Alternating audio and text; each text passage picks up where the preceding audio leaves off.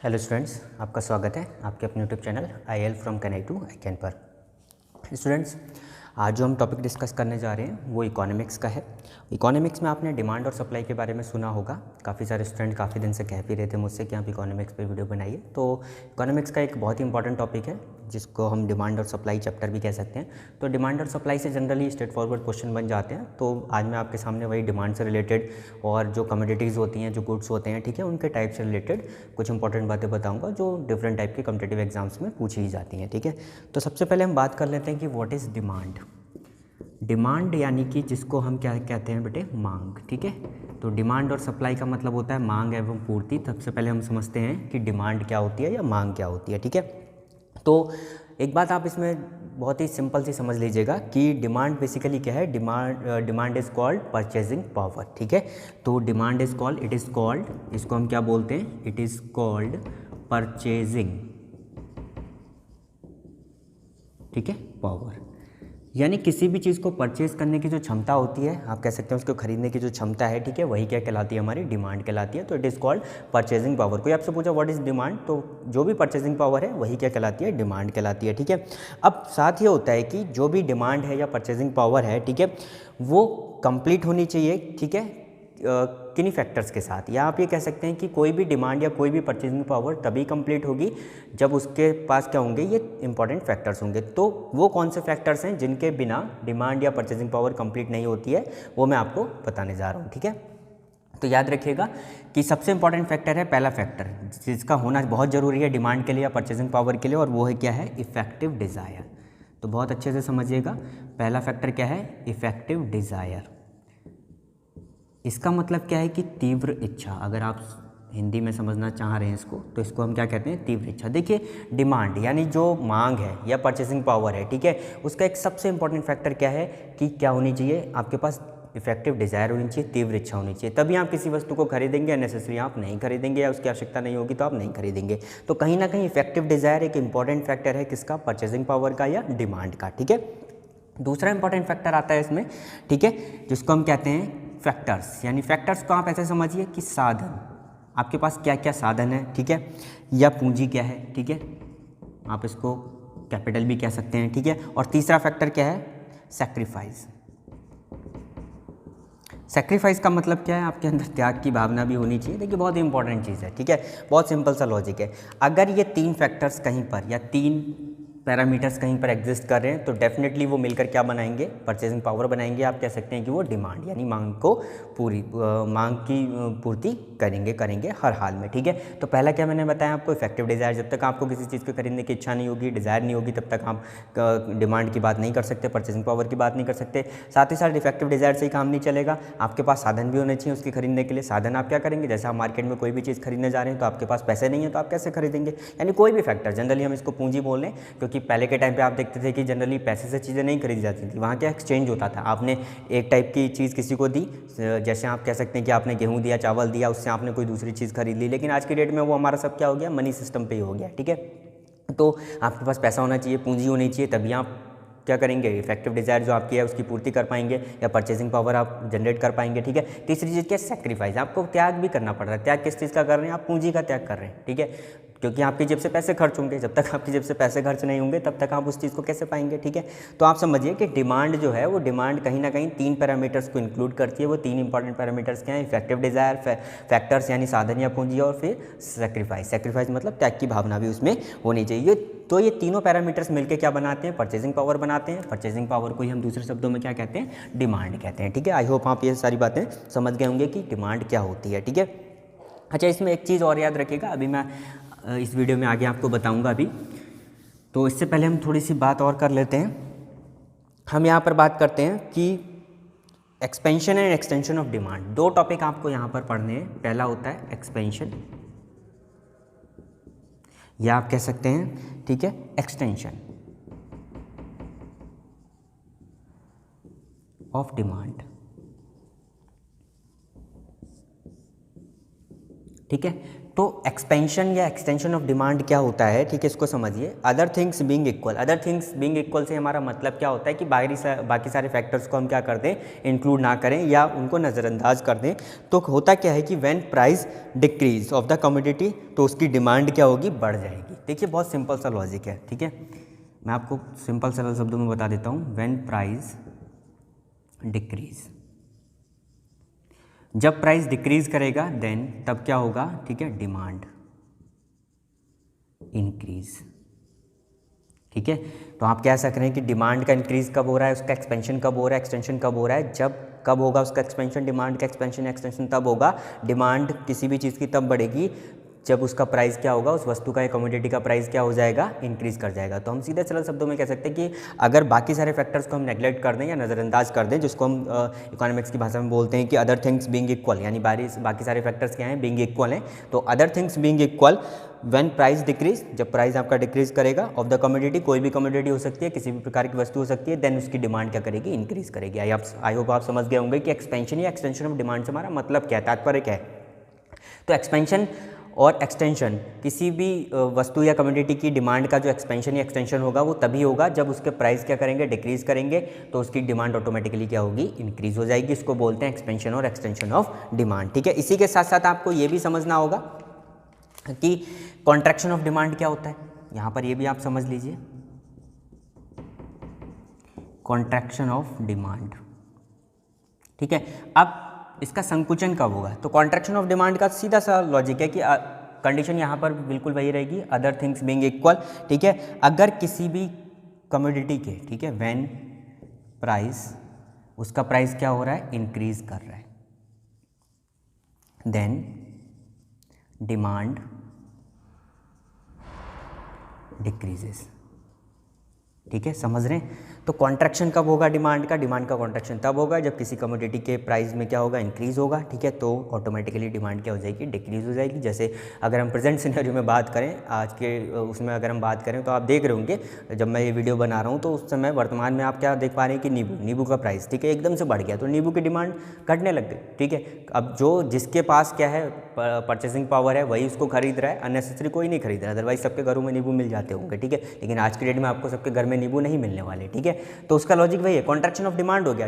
नींबू एक तरह से मार्केट से गायब हो रहा है धीरे धीरे, बहुत ही लिमिटेड आ रहा है, क्योंकि लोग उसको खरीद ही नहीं रहे, तो उसकी डिमांड क्या हो रही है, डिक्रीज हो रही है। रीजन क्या हुआ, प्राइस इंक्रीज हो गया, इसको बोलते हैं कॉन्ट्रैक्शन ऑफ डिमांड। तो आई होप आप समझ गए, यहाँ पर डिमांड में दो चीज़ें आती हैं कि एक्सपेंशन या एक्सटेंशन ऑफ डिमांड, वो कब होगा, जब किसी भी कमोडिटी के प्राइस आपके क्या हो जाएंगे, डिक्रीज करेगा, तो उसकी डिमांड ऑटोमेटिकली इंक्रीज हो जाएगी। दूसरा है कॉन्ट्रैक्शन ऑफ डिमांड कब होगा, तो कॉन्ट्रैक्शन ऑफ डिमांड क्या होगा, जब किसी भी कमोडिटी के प्राइस क्या होगा, इंक्रीज होगा, तो ऑटोमेटिकली उसकी डिमांड क्या होती जाएगी, डिक्रीज होती जाएगी, ठीक है। तो ये याद रखिएगा कि एक्सपेंशन और एक्सटेंशन कब होता है डिमांड का, और कॉन्ट्रैक्शन ऑफ डिमांड कब होता है, ठीक है। आई होप आप ये सारी बातें समझ पा रहे होंगे, ठीक है।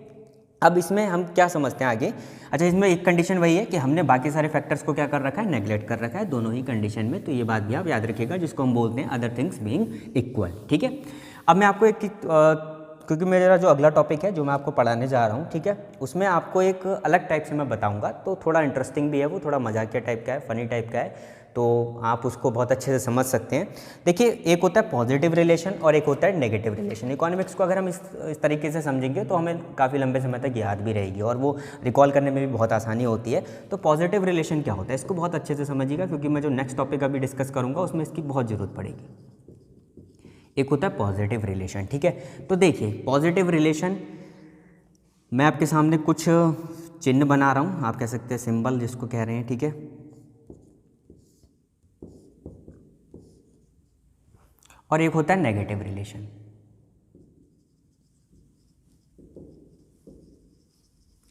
ये एक ट्रिक है, ठीक है, आप कह सकते हैं समझने के लिए मैंने ऐसा किया है, ठीक है, अदरवाइज़ इसकी कोई ज़रूरत नहीं होती है, लेकिन आप ऐसे समझेंगे तो आपको याद काफ़ी अच्छे समय तक रहेगा, लंबे समय तक रहेगा, ठीक है।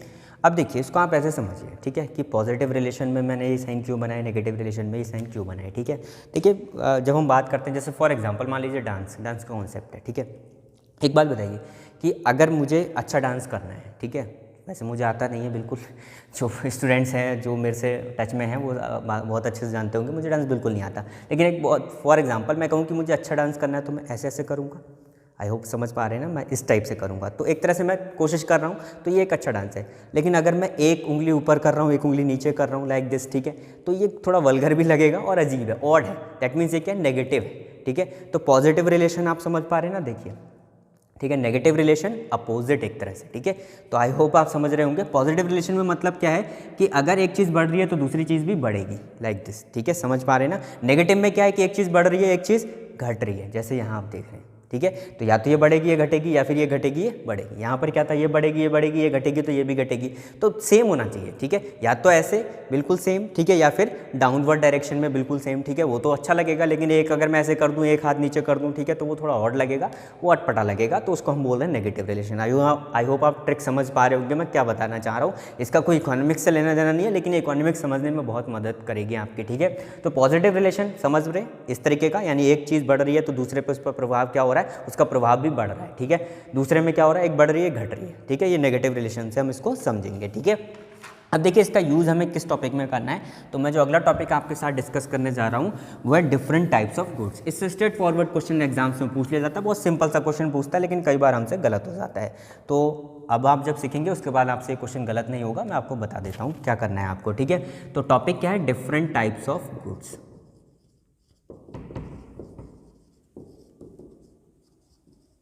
यानी वस्तुओं के प्रकार। हिंदी में आप कह सकते हैं कि जो डेली लाइफ में या घरों में हम वस्तुएं यूज़ करते हैं, ठीक है, वो कितने प्रकार की होती हैं, इससे रिलेटेड क्वेश्चन बनता है एग्जाम में, ठीक है, ध्यान रखिएगा। तो अगर हम इकोनॉमिक्स की कैटेगरी के अकॉर्डिंग बात करें तो पहला टाइप आता है डिफरेंट टाइप्स ऑफ गुड्स में, यानी वस्तुएं कितने प्रकार की होती हैं। पहला आता है सब्स्टिट्यूट गुड्स,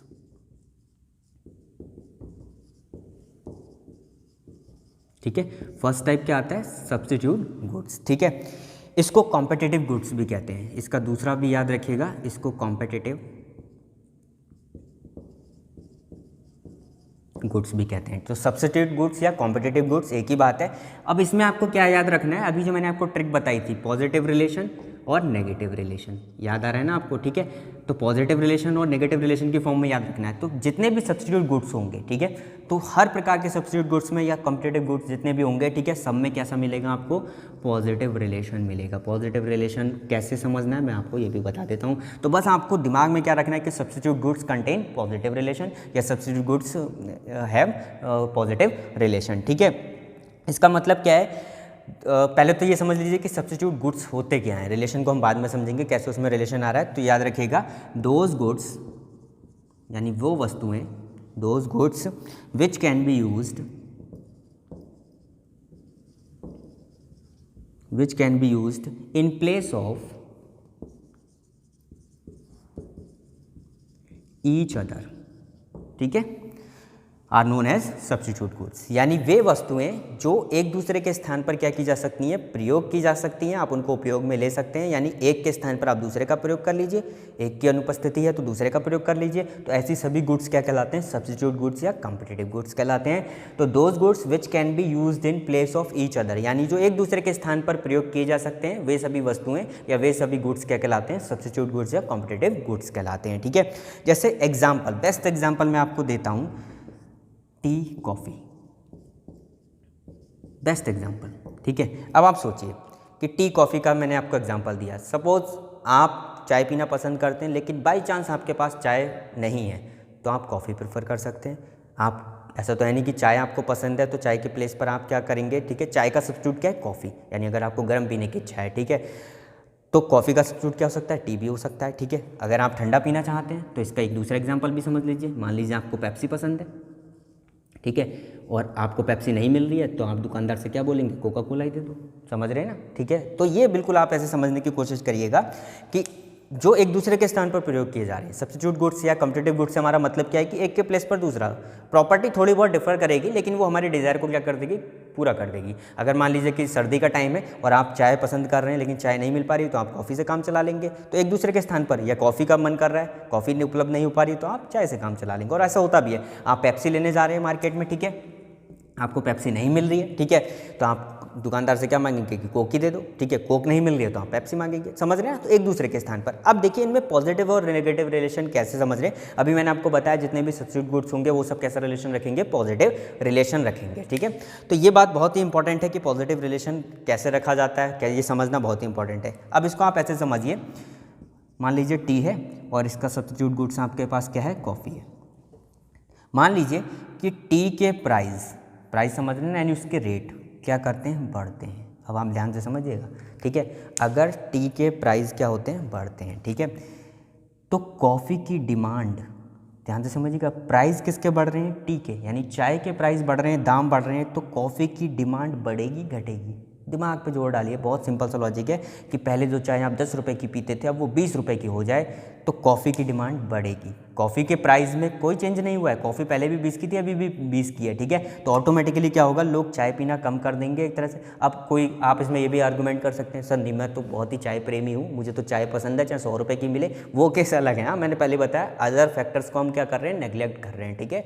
तो जनरल की बात हम कर रहे हैं, तो प्राइस अगर टी का क्या हो रहा है, बढ़ रहा है, तो ऑटोमेटिकली कॉफ़ी की डिमांड क्या हो जाएगी, बढ़ जाएगी, ठीक है। अब आप उल्टा भी कह सकते हैं, मान लीजिए टी का प्राइस क्या हो गया, कम हो गया, तो कॉफ़ी की डिमांड भी क्या हो जाएगी, कम हो जाएगी। तो देखिए कैसा रिलेशन आ रहा है, पॉजिटिव रिलेशन आ रहा है, सेम टाइप का है ना। इसीलिए मैंने कहा था कि सब्स्टिट्यूट गुड्स क्या रखते हैं, पॉजिटिव रिलेशन रखते हैं। दूसरे एग्जाम्पल से समझ लीजिए, मान लीजिए पेप्सी की बात आप कर रहे हैं, ठीक है। अब पेप्सी का प्राइस बढ़ रहा है, कोक ने अपने प्राइस में कोई चेंज नहीं किया, तो ऑटोमेटिकली आप क्या प्रेफर करने लग जाएंगे, कॉमन सेंस की बात है, ठीक है। क्योंकि भारत एक क्या है, बहुत ही इकोनॉमिक कंट्री, आप कह सकते हैं कि बहुत ही सोच विचार करके अर्थव्यवस्था, हम अपनी जेब से पैसा खर्च करते हैं, ठीक है। तो हम बहुत इकोनॉमिकल हो जाते हैं इन सब बातों में, ठीक है। वो बात अलग है कि कुछ % ऑफ जो यहाँ पर पॉपुलेशन है वो इन चीज़ों पर उनका कोई असर नहीं होता, लेकिन मेजोरिटी इन्हीं बात की है कि हम क्या करते हैं, इकोनॉमिक हो जाते हैं इन कंडीशन में। तो पेप्सी का प्राइस क्या हो रहा है, अगर बढ़ रहा है तो ऑटोमेटिक सी बात है कि कोक की डिमांड क्या होने लगेगी, बढ़ने लगेगी। लेकिन अगर पेप्सी का प्राइस क्या हो गया, कम हो गया, तो कोक को पसंद करने वाले भी क्या हो जाएंगे, कम हो जाएंगे। तो दोनों में कैसा रिलेशन आप देख रहे हैं, पॉजिटिव रिलेशन देख रहे हैं। तो ये याद रखना है, अभी आपको सीखना क्या है, देखिए एक तो आपको ये याद रखना है कि कितने टाइप्स के गुड्स होते हैं, कितने प्रकार की वस्तुएं होती हैं। उनमें मैंने आपको पहला टाइप बताया कि सब्स्टिट्यूट गुड्स होते हैं, जिनमें कैसा रिलेशन होता है, पॉजिटिव रिलेशन होता है। अब आप कहेंगे सब्स्टिट्यूट गुड्स या कॉम्पिटिटिव गुड्स क्या होते हैं। कॉम्पिटिटिव गुड्स का मतलब इनमें प्रतियोगिता रहती है आपस में, देख रहे हैं आप, टी और कॉफ़ी में कॉम्पिटिशन है, ठीक है, पेप्सी कोक में कॉम्पिटिशन हमेशा ही रहता है। तो those goods which can be use in place of each other, और इनका क्या होता है, डेफिनेशन के अकॉर्डिंग अगर आप समझना चाहें तो आप एक दूसरे के स्थान पर इनका प्रयोग ईजिली कर सकते हैं, ठीक है। फिर मैंने बताया पॉजिटिव रिलेशन कैसा होता है, तो ये आप समझ गए कि इनमें पॉजिटिव रिलेशन किस टाइप से आ रहा है कि अगर एक का प्राइस बढ़ेगा तो दूसरे की डिमांड ऑटोमेटिकली क्या हो जाएगी, बढ़ जाएगी, ठीक है। या एक का प्राइस घटेगा तो दूसरे की डिमांड, देखिए प्राइस हम इसका बढ़ा रहे हैं और डिमांड की बात हम इसकी कर रहे हैं, समझ रहे हैं ना, ये फैक्टर हमें जरूर देखना है। तो इन दोनों में कैसा रिलेशन है, पॉजिटिव। यानी दो सब्स्टिट्यूट गुड्स अगर आपके पास हैं या दो कॉम्पिटिटिव गुड्स आपके पास हैं तो उनमें सदैव कैसा रिलेशन आपको मिलेगा, पॉजिटिव रिलेशन मिलेगा। सब्स्टिट्यूट गुड्स और कॉम्पिटिटिव गुड्स को आप पहचानेंगे कैसे, इस डेफिनेशन के अकॉर्डिंग, जिनको आप एक दूसरे के स्थान पर प्रयोग कर सकते हैं। तो उनमें हमेशा कैसा रिलेशन मिलेगा, पॉजिटिव रिलेशन मिलेगा। एक के प्राइस पे आप इफेक्ट डालिए तो दूसरे की डिमांड पे इफेक्ट उसी तरीके से होगा, ठीक है। जैसे कि एक का बढ़ेगा, एक का प्राइस बढ़ा रहे हैं तो दूसरे की डिमांड ऑटोमेटिकली क्या होगी, बढ़ जाएगी, ठीक है। तो ये बात आप समझ लीजिए, या एक का प्राइस आप कम कर रहे हैं तो दूसरे की डिमांड भी ऑटोमेटिकली क्या हो गई, कम हो गई। इसको बोलते हैं पॉजिटिव रिलेशन। आई होप आप समझ पा रहे होंगे। चलिए अब हम बात कर लेते हैं दूसरे टाइप की, ठीक है। तो सब्स्टिट्यूट गुड्स या कॉम्पिटिटिव गुड्स ये हो गया। सेकंड टाइप हमारा आता है, सेकंड टाइप होता है कॉम्प्लीमेंट्री गुड्स। नंबर 2 क्या है, कॉम्प्लीमेंट्री।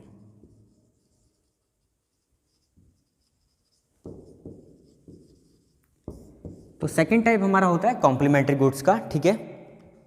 इसको हम ये भी कह सकते हैं कि ये सारे गुड्स ज्वाइंट डिमांड रखते हैं। जो भी कॉम्प्लीमेंट्री गुड्स होंगे, ठीक है, वो ज्वाइंट डिमांड रखेंगे और इनमें नेगेटिव रिलेशन होता है।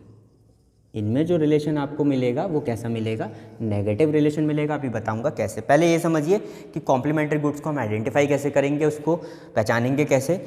तो without one commodity we can not use the another, ठीक है। यानी एक कमोडिटी के ना होने पर दूसरे का आप प्रयोग नहीं कर सकें, ठीक है। तो ऐसे गुड्स को क्या कहते हैं, ठीक है, कॉम्प्लीमेंट्री गुड्स कहते हैं, ठीक है। मैं आपको एग्जांपल से समझा देता हूँ, ऐसे नहीं आएगा समझ में। एक एग्जांपल लेके ही समझाता हूँ इसकी डेफिनेशन को, ठीक है।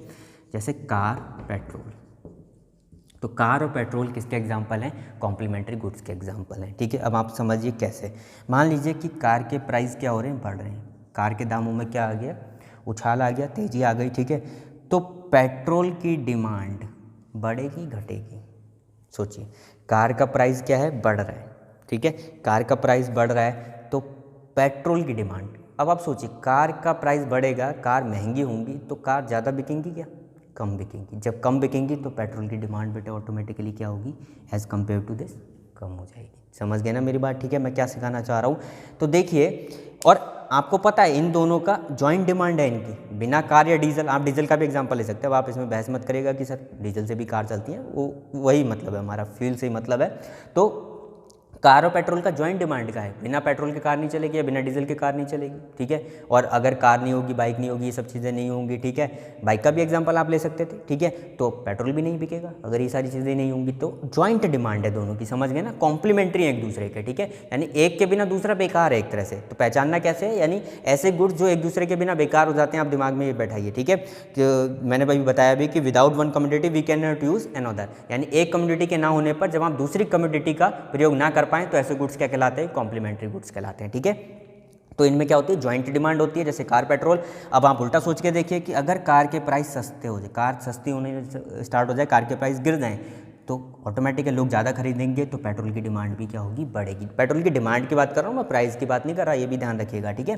इसी तरीके से दूसरा एग्जांपल आप देख सकते हैं, मान लीजिए बहुत ही डेली लाइफ से रिलेटेड एग्जांपल है, पेन और इंक। हालांकि आज की डेट में इंक पेन बहुत कम लोग यूज़ करते हैं, ठीक है।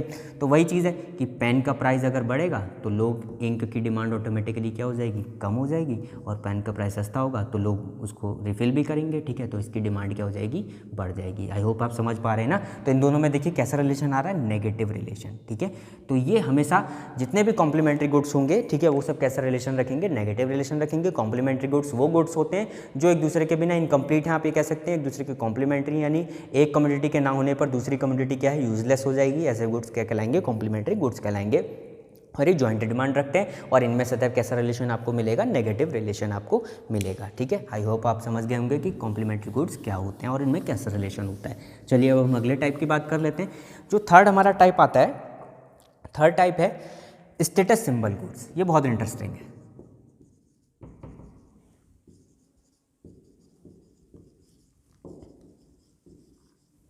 थर्ड है हमारा स्टेटस सिंबल गुड्स, ठीक है। इसको वेबलन गुड्स भी कहते हैं। ये दूसरा वर्ड भी याद रखिएगा, एग्जाम में इससे क्वेश्चन बन जाता है। इसको वेबलन गुड्स भी कहते हैं, ठीक है। तो इसको वेबलन गुड्स भी कहा जाता है, ठीक है। तो स्टेटस सिंबल गुड्स या वेबलन गुड्स क्या होते हैं, ठीक है। ये कैसा रिलेशन रखते हैं, पहले मैं बता देता हूँ। ये पॉजिटिव रिलेशन रखते हैं, ठीक है। ये पॉजिटिव रिलेशन रखते हैं बेटे, ठीक है। अब देखिए, स्टेटस सिंबल गुड्स में आप पहले एक बात दिमाग में बैठा लीजिए, ठीक है। इसको समझने के लिए आपको एक दिमाग में बात बैठानी है, वो क्या है, दिखावा हमेशा किसका होता है, महंगी चीज़ का होता है, ठीक है। जो शो ऑफ करना कहते हैं ना, ठीक है। तो शो ऑफ हमेशा किस चीज़ का होता है, महंगी चीज़ का। सस्ती चीज़ का कोई शो ऑफ नहीं करता, ठीक है। तो प्रदर्शनकारी वस्तु जो होगी या जो क्या होगी, महंगी वस्तु होगी, उसी का लोग दिखावा करते हैं, ठीक है। बहुत सिंपल सा लॉजिक है। आप महंगी से महंगी कार खरीदते हैं, ठीक है, किस पर्पज़ से, वो बात अलग है, लग्जरी है, लेकिन कहीं ना कहीं पर्पज़ क्या है, दिखावा, ठीक है। आप सस्ती कार का दिखावा नहीं करते, ठीक है। आपके पास 800 है या कोई और कार है और आपके पास BMW है, ठीक है। तो दोनों में डिफरेंसेस हैं, लग्जरी में भी है और में भी डिफरेंसेस हैं। लेकिन आप सोच रहे होंगे कि स्टेटस सिंबल गुड्स क्या है, ठीक है। तो स्टेटस सिंबल किससे बन रहा है, आपका BMW से बन रहा है। तो दिखावा हमेशा किस चीज़ का होगा, महंगी चीज़ का होगा, ठीक है। अब आप समझिए कि जो ऐसे गुड्स होंगे या ऐसी वस्तुएं होंगी, वो हमेशा कैसे रिलेशन रखेंगी, पॉजिटिव रिलेशन, ठीक है। तो एक बात और आप समझ लीजिए कि ये जो गुड्स होते हैं, जो भी स्टेटस सिंबल गुड्स होते हैं, ठीक है, तो ये गुड्स तब खरीदे जाते हैं, ठीक है। ये अपनी इंट्रिंसिक वैल्यू के लिए नहीं, बल्कि अपने स्टेटस सिंबल के लिए खरीदे जाते हैं, ठीक है। तो ऐसी वस्तुएं जो स्टेटस सिंबल के पॉइंट ऑफ व्यू से परचेज की जाती हैं या जो स्टेटस सिंबल का एग्जाम्पल है, वो सब क्या कहलाती हैं, स्टेटस सिंबल गुड्स कहलाती हैं, ठीक है। जैसे एग्जाम्पल से समझते हैं, बहुत ही कॉमन सा एग्जाम्पल है, हर एक के घर में मिल जाएगा आपको, गोल्ड और डायमंड। एक ज़माने में गोल्ड का होता था, आज डायमंड का है, ठीक है। तो देखिए, गोल्ड और डायमंड इसका बेस्ट एग्जांपल है। खासकर जो महिलाएं होती हैं, ठीक है, तो उनको बहुत दिखावे का शौक़ होता है गोल्ड का, कि उसने मुझसे ज़्यादा कैसे पहन लिया, ठीक है। तो वो दिखावा ज़्यादा कर रही है, ठीक है। तो ये सब होता है, तो कोई बुरा ना माने महिला शक्ति इस बात पे, ठीक है। तो गोल्ड और डायमंड जो है, यानी इसका क्या होता है, सबसे ज़्यादा दिखावा होता है भारत में, और स्पेशली महिलाओं के द्वारा, ठीक है। तो गोल्ड और डायमंड जो है, ये क्या है, स्टेटस सिंबल गुड्स हैं, ठीक है। अब आप देखिए, गोल्ड का मैं आपको एग्जांपल बता रहा हूँ, ठीक है। गोल्ड में क्या होगा, मान लीजिए अगर इसका प्राइस बढ़ रहा है, ठीक है। आप एक बात बहुत ध्यान से सुनिए, आज की डेट में जो गोल्ड का रेट है, ठीक है, मैं उस पर एग्जैक्ट पे नहीं जा रहा, मैं राउंड फिगर मान रहा हूँ, ठीक है, कि 50,000 पर 10 ग्राम होगा, कि 1 तोला लगभग कितने का होगा, 50,000 रुपये का अप्रॉक्सीमेट, ठीक है, ज़्यादा भी हो सकता है, कम भी हो सकता है थोड़ा बहुत, लेकिन सोचिए वही 1 तोला 5,000 रुपये में हो जाए तो क्या कोई गोल्ड पहनेगा या उसका दिखावा करेगा? पहनेंगे अपने नेसेसरी उसके लिए, दिखावे के लिए कोई नहीं पहनेगा। लेकिन अगर यही गोल्ड और मैं इसको महंगा कर दूं या महंगा हो जाए, मैं तो कौन होता हूँ खैर करने वाला, या ये महंगा हो जाए 1 लाख रुपए पर तोला हो जाए, तो इसका दिखावा और ज़्यादा होगा, समझ रहे हैं ना? तो इसकी डिमांड इसके परिप्रेक्ष्य में क्या होगी, बढ़ेगी। समझ गए ना किस परिप्रेक्ष्य में? क्योंकि स्टेटस सिंबल गुड्स है, जितना ज़्यादा महंगा उतना ही ज़्यादा दिखावा, ठीक है। तो समझिए कि दिखावा फिर क्या होगा, उसकी डिमांड, यानी जो महंगी वस्तु होगी, जो ऐसे व्यक्ति जो दिखाने का शौक रखते हैं, उनका प्राइस जितना बढ़ेगा वो उसका दिखावा उतना ही ज़्यादा करेंगे, तो इसकी डिमांड क्या होगी, बढ़ेगी, ठीक है। इसका अपोजिट समझ लीजिए, अपोजिट क्या है कि गोल्ड अगर सस्ता हो जाए, जैसे मैंने कहा, तो इसका दिखावा ऑटोमेटिकली कम हो जाएगा, तो ये डिमांड भी इसकी गिर जाएगी। डायमंड का आप समझ लीजिए, डायमंड में भी तो यही होता है, डायमंड अगर बढ़ेगा तो इसका दिखावा यानी इसकी डिमांड ऑटोमेटिकली बढ़ेगी, क्योंकि एक इसका एग्जाम्पल है, स्टेटस सिंबल गुड्स का है, और अगर इसका कह लीजिए कि प्राइस घट गया, ठीक है, तो इसका दिखावा ऑटोमेटिकली क्या हो जाएगा, कम हो जाएगा। तो आप देख रहे हैं दोनों जगह आपको क्या मिल रहा है, पॉजिटिव रिलेशन, या तो बढ़ रहे हैं या फिर घट ही रहे हैं, ठीक है।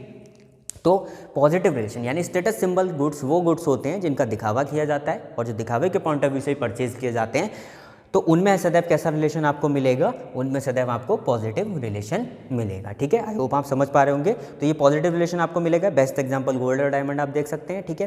तो एक का प्राइस, गोल्ड का प्राइस अगर क्या होगा, बढ़ेगा, तो उसकी डिमांड, उसको शो ऑफ करने का, जो लोग शो ऑफ करने की कोशिश करेंगे और ज़्यादा करेंगे, तो उसकी डिमांड क्या होगी, बढ़ेगी। और प्राइस अगर वो सस्ता हो जाए, गोल्ड बिल्कुल सस्ता हो जाए, तो कोई उसका दिखावा ही नहीं करेगा, फिर वो कहाँ रह गया, स्टेटस सिंबल गुड्स, ठीक है। तो आई होप आप समझ रहे होंगे, ये होता है हमारा स्टेटस सिंबल गुड्स, ठीक है। चलिए अब अगले टाइप पे आ जाते हैं। अगला टाइप हमारा आता है, जो वस्तु के प्रकार हम पढ़ रहे हैं उसमें जो अगला टाइप है हमारा, वो आता है नेसेसरी गुड्स, ठीक है। तो फोर्थ जो टाइप है वो है नेसेसरी। नेसेसरी गुड्स यानी आवश्यक वस्तुएं, आवश्यक वस्तुएं, ठीक है। और इनमें इंटरेस्टिंग चीज़ है, इनमें नो रिलेशन होता है बेटे, ठीक है। नो रिलेशन का मतलब है ये महंगी हो सस्ती हो कोई फ़र्क नहीं पड़ना, आपको लेनी ही पड़ेंगी। जैसे आज की डेट में आप नेसेसरी गुड्स में क्या कह सकते हैं, जैसे खाने के लिए आपको रोटी चाहिए, चावल चाहिए, ठीक है। तो ये सब नेसेसरी गुड्स हैं। अब ये कितना ही महंगा क्यों ना हो जाए, आप इच्छा पूर्ति के लिए, अपने पेट भरने के लिए खरीदेंगे ही। ऐसा नहीं कि बिल्कुल, थोड़ी बहुत क्वांटिटी असर करेगी, मैटर करेगी, लेकिन अगर आप सफिशिएंट हैं, भाई आज जितने भी लोग हैं, ठीक है, वो सब क्या है, अगर वो 4 रोटी खाते हैं, ठीक है, तो ज़्यादा से ज़्यादा अगर उनको नहीं मिल पा रहा है, वो इतना नहीं कर पा रहे हैं, तो वो 3 रोटी खाएंगे, 2 रोटी खाएंगे, लेकिन खाएंगे, खाना बंद नहीं करेंगे। तो वो डिमांड यानी क्या कहलाता है, नो रिलेशन, यानी आपको वो खरीदनी पड़ेगी। तो ये minimum quantity of these goods has to be about whatever the price, ठीक है। तो इस टाइप के गुड्स क्या कहलाते हैं, नेसेसरी गुड्स, यानी इनके प्राइस बढ़े घटे, ठीक है, तो इनकी डिमांड पे कोई बहुत ज़्यादा फर्क ना पड़े, थोड़ा बहुत ही फर्क पड़े, तो ऐसे सारे गुड्स क्या कहलाते हैं, नेसेसरी गुड्स कहलाते हैं। और इनमें नो रिलेशन होता है, ठीक है, ना तो पॉजिटिव रिलेशन आपको मिलेगा ना नेगेटिव रिलेशन मिलेगा, नो रिलेशन का केस है। जैसे बेस्ट एग्जाम्पल इसका क्या है, मेडिसिन। मेडिसिन का एग्जाम्पल भी ले सकते हैं इसमें। अगर आपको किसी दवा की ज़रूरत है, ठीक है, कोई भी दवा है, जैसे पैरासीटामोल ही है, ठीक है, तो पैरासीटामोल आप बुखार के लिए यूज़ करते हैं, वो 1 रुपये की जगह 2 रुपये की हो जाए, 3 रुपये की हो जाए, तो बुखार किसी को होगा तो वो लेनी ही पड़ेगी, ठीक है, उसका कोई ऑप्शन नहीं है फिर आपके पास, ठीक है। तो आप समझिए, तो ये होते हैं नेसेसरी गुड्स, ठीक है। अगला आ जाता है, नेक्स्ट होता है हमारा, नेक्स्ट टाइप है, इसमें नो रिलेशन होता है, याद रखिएगा। नेक्स्ट है हमारा पब्लिक गुड्स।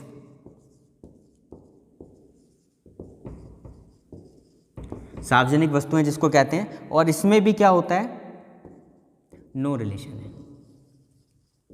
तो पब्लिक गुड्स में भी नो रिलेशन है। एग्जाम्पल जो पब्लिक प्रॉपर्टीज है, जैसे पब्लिक पार्क, स्ट्रीट लाइट, ठीक है। तो ये क्या है, सरकार को सुविधाएं प्रदान करानी ही करानी है, तो इनके प्राइस पे कोई मैटर नहीं करता कि प्राइस और डिमांड पे क्या है, कि घूमने वाले 50 लोग हैं, 100 लोग हैं, ठीक है, पार्क बनाया तो बना ही है वो, ठीक है, स्ट्रीट लाइट लग रही है तो लग ही रही है, ठीक है, उस गली में चाहे 4 लोग जा रहे हैं चाहे 40 लोग जा रहे हैं, ठीक है। तो ये भी पब्लिक गुड्स जो होते हैं वो क्या होते हैं, नो रिलेशन रखते हैं, ठीक है। तो अगला जो इंपॉर्टेंट आता है, अब नेक्स्ट जो इसका टाइप है वो है हमारा इन्फीरियर गुड्स, ठीक है। तो अगला टाइप है हमारा इन्फीरियर। इन्फीरियर गुड्स का मतलब होता है, ठीक है, घटिया वस्तुएं। अब ये भी बड़ा इंटरेस्टिंग है, घटिया वस्तुएं। और जो इन्फीरियर गुड्स होंगे वो सब नेगेटिव रिलेशन रखते हैं बेटे, तो इन्फीरियर गुड्स क्या रखेंगे, नेगेटिव रिलेशन रखेंगे। ठीक है, तो ये बात आप समझ लीजिए कि जो इन्फीरियर गुड्स होंगे वो नेगेटिव रिलेशन रखेंगे, वो घटिया वस्तुएं होती हैं। ठीक है, अब इन्फीरियर गुड्स से मतलब क्या होता है, जो cheap and low quality products होते हैं। ठीक है, तो भारत में इनकी बहुत मात्रा मिलती है, आपको हर चीज़ का डुप्लीकेट भी मिल जाएगा। तो cheap and low quality products, जो भी चीप होंगे, सस्ते होंगे और जिनकी क्वालिटी क्या होगी, लो होगी। ठीक है, वो क्या कहलाते हैं, इन्फीरियर गुड्स कहलाते हैं। ठीक है, और इनमें कैसा रिलेशन होता है, नेगेटिव रिलेशन होता है। ठीक है, अब ये भी याद रखिएगा कि जितने भी इन्फीरियर गुड्स होंगे उन सब में सब्स्टिट्यूशन इफेक्ट होगा। सब्स्टिट्यूशन का मतलब कि एक का प्रयोग आप करें, जैसे मैंने सब्स्टिट्यूशन गुड्स बताया था ना, तो ये भी याद रखिएगा, ऑल इन्फीरियर गुड्स, ये इंपॉर्टेंट पॉइंट इसमें याद रखना है सब्स्टिट्यूशन इफेक्ट।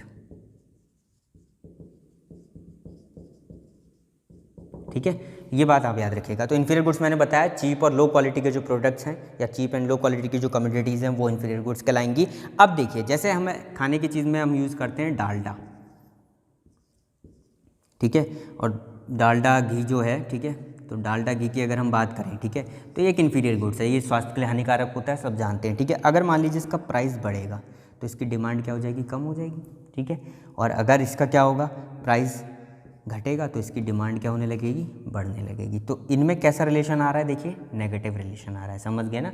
तो डालडा घी के अब सब्स्टिट्यूशन इफेक्ट क्या है कि मान लीजिए कि डालडा घी महंगा हो रहा है, ठीक है, तो लोग डालडा घी की जगह क्या कर देंगे, और टाइप का वेजिटेबल ऑयल यूज़ करेंगे या देसी घी का प्रयोग करने लगेंगे। सब्स्टिट्यूशन इफेक्ट कहीं ना कहीं आपको मिलेगा। ठीक है, तो लेकिन रिलेशन कैसा रहेगा, नेगेटिव रिलेशन। प्राइस बढ़ेगा तो भाई एक तो वैसी लो क्वालिटी की चीज़ है, आप उसको और महंगा कर दो तो कौन खरीदेगा, उसकी डिमांड बढ़ जाएगी, सॉरी डिमांड कम हो जाएगी। और अगर मान लीजिए उसका प्राइस आपने और गिरा दिया, लो क्वालिटी का है, तो लोग और ज़्यादा खरीदना शुरू कर देंगे। ठीक है, पहले भी खरीद रहे थे तो इसकी डिमांड क्या होगी, बढ़ जाएगी। तो इसमें कैसा रिलेशन होता है, नेगेटिव रिलेशन होता है। ठीक है, तो अब हम आ जाते हैं अगले टाइप पे। तो जो नेक्स्ट टाइप ऑफ गुड्स है हमारा वो है गिफन गुड्स। ठीक है, ये भी इंटरेस्टिंग है, गिफन गुड्स।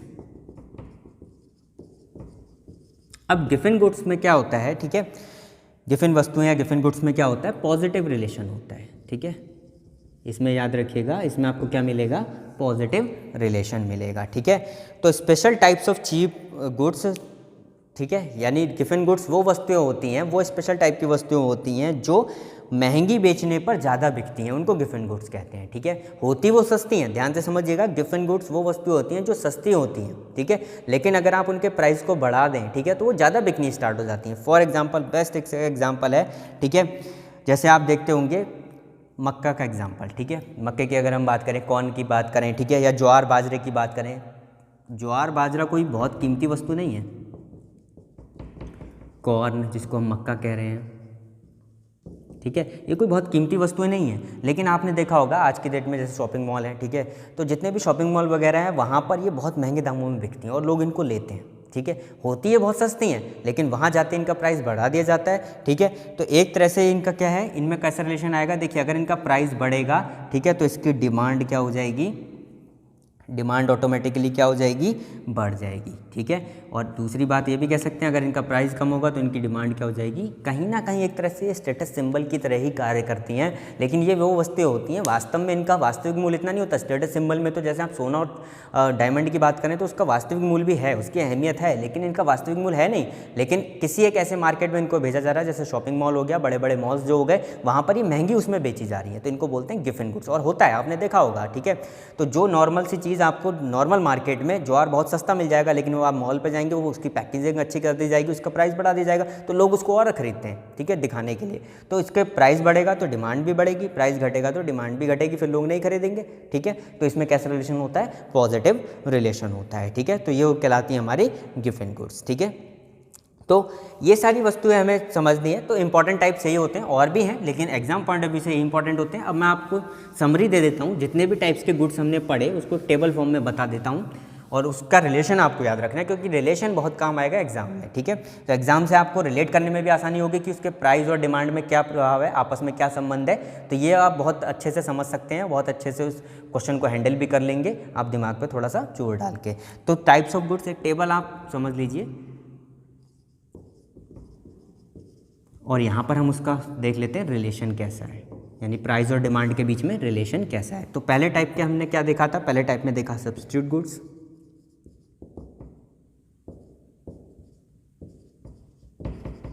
पहले हमने देखा सब्स्टिट्यूट गुड्स, इसमें कैसा रिलेशन देखा हमने, पॉजिटिव रिलेशन,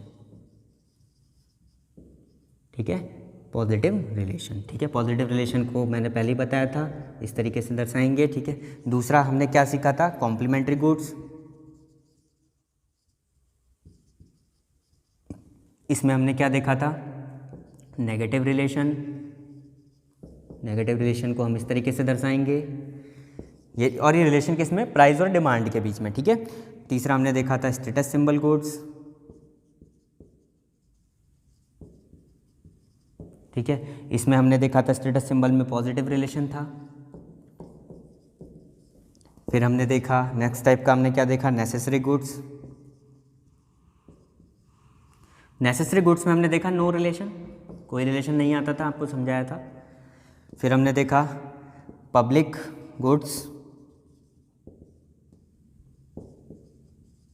इसमें भी नो रिलेशन। फिर हमने देखा था नेक्स्ट हमने क्या पढ़ा था, इन्फीरियर गुड्स, घटिया वस्तुओं की बात की थी हमने।